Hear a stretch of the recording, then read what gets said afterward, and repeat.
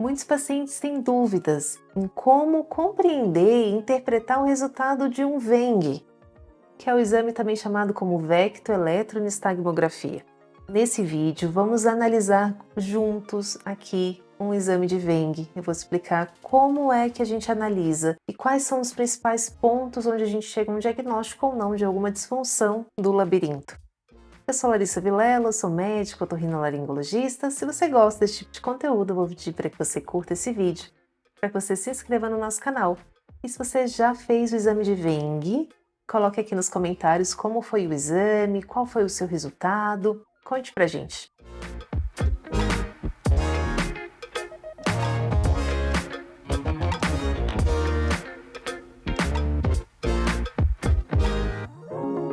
Exame de vectoeletronistagmografia, ou popularmente chamado de VENG, e também o exame de videonistagmografia, também popularmente chamado como VNG, que é a versão moderna do VENG. O resultado desses dois exames é praticamente semelhante. Nesse vídeo vamos interpretar juntos o exame de VENG. Vem ver aqui comigo no meu computador um laudo e eu vou te explicando passo a passo como eu analiso esse exame. Bom, então aqui temos um laudo de um VENG. Primeiro ponto do laudo, você vai ver a questão de presença ou não do nistagmo espontâneo. O nistagmo espontâneo é uma movimentação ocular rápida, que ele pode ser de origem de alterações do labirinto ou de alterações centrais. Então nessa parte você vai ter se está ausente ou presente. Se presente, no laudo vai ter a descrição das características desse nistagmo.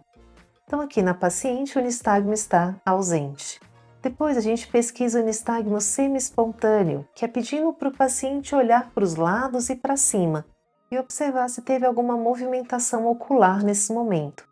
Aqui no caso da paciente ausente, não teve nenhuma movimentação ocular alterada nesse momento do exame. Se está presente o nistagmo, vai ter uma descrição desse nistagmo, se ele tem características periféricas do labirinto ou se ele tem características de alterações centrais. Seguindo, a gente vai passar para as provas oculomotoras, que compreendem o rastreio pendular, as sacadas e o nistagmo optocinético. Esses três pontos do exame, eles avaliam alterações ali em região de tronco e cerebelo. Então, quando a gente tem grandes alterações nesses três pontos, rastreio pendular, sacadas e nistagmo optocinético, sugerem alterações a nível central. Mas um ponto que é importante a gente falar é que nesse exame, vamos juntando todos os dados para chegar a uma conclusão final. Uma alteração isolada num ponto não quer dizer necessariamente que realmente tem alguma alteração central. A gente sabe que alterações relacionadas à idade, a medicamentos, podem alterar essas provas, oculomotoras. Então, seguindo das provas oculomotoras, que é onde a gente avalia, por exemplo, no rastreio se o ganho está normal ou alterado, se as sacadas, se os parâmetros de latência, velocidade e acurácia estão normais ou não. E no optocinético, se ele está simétrico e se ele está com um ganho normal ou não, a gente passa para os posicionais. Os posicionais é a avaliação se existe ou não um nistagmo em posições que são determinadas para esse exame. Como? Colocar o paciente na posição supino, ou seja, deitado de barriga para cima, e avaliamos se tem a presença do nistagmo ou não.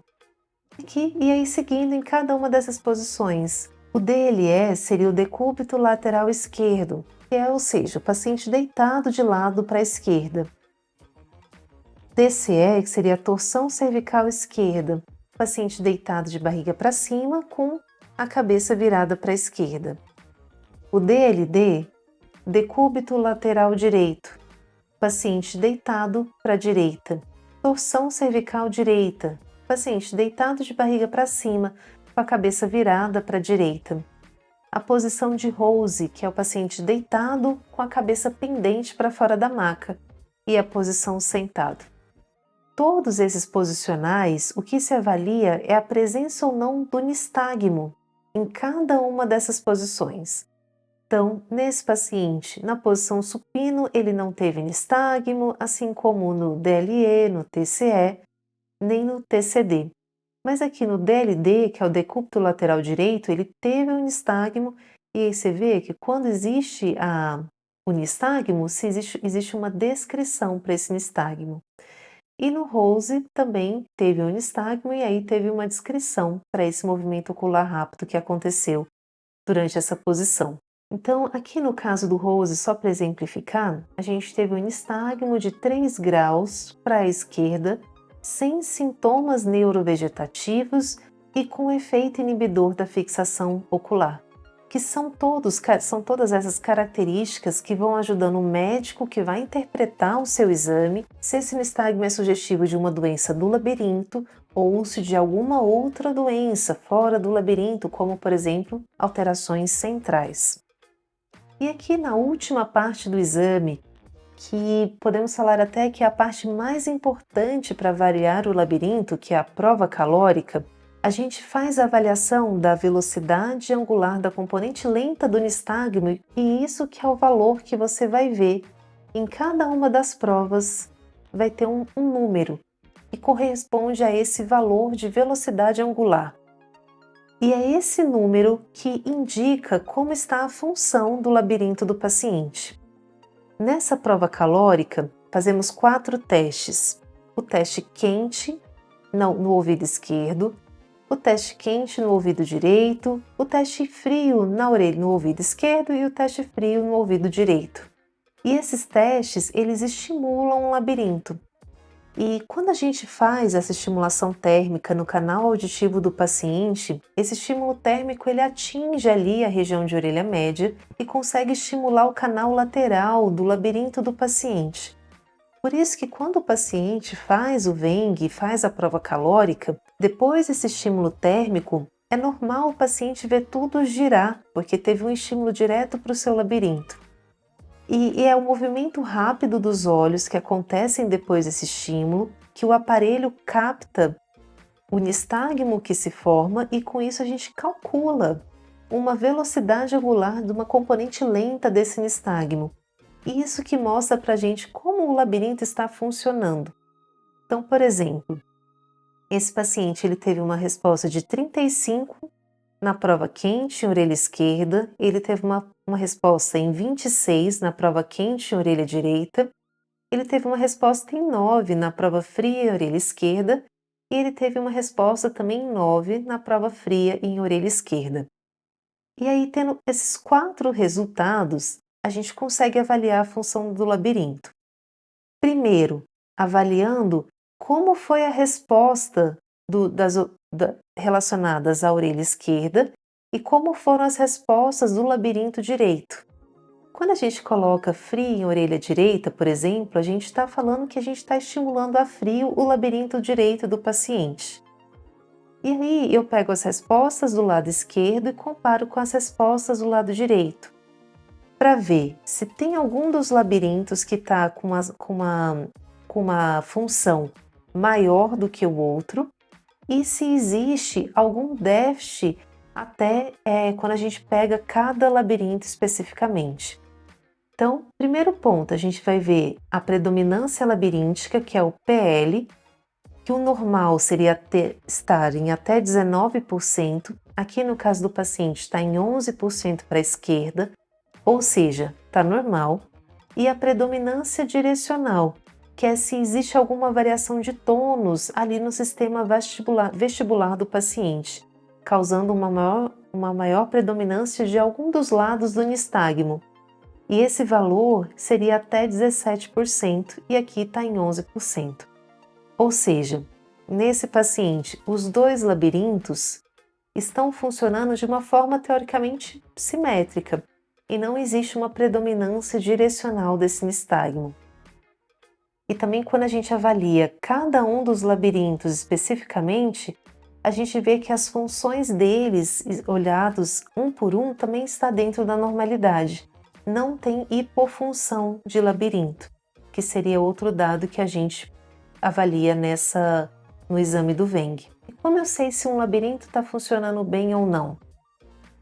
Eu somo os valores do labirinto esquerdo, por exemplo, 35 mais 9.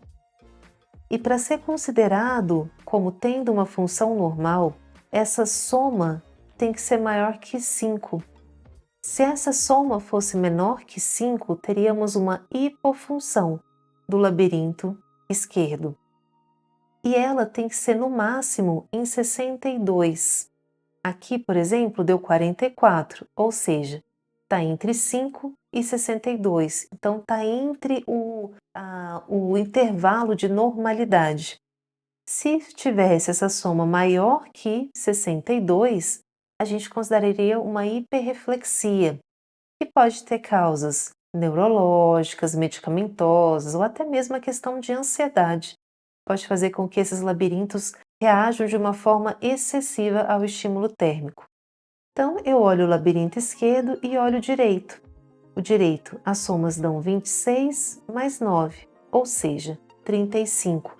Então, o labirinto direito está com uma função, a soma está superior a 5, ou seja, a função a princípio está acima do mínimo que a gente consideraria normal e está menor do que 62, que seria o limite superior da normalidade.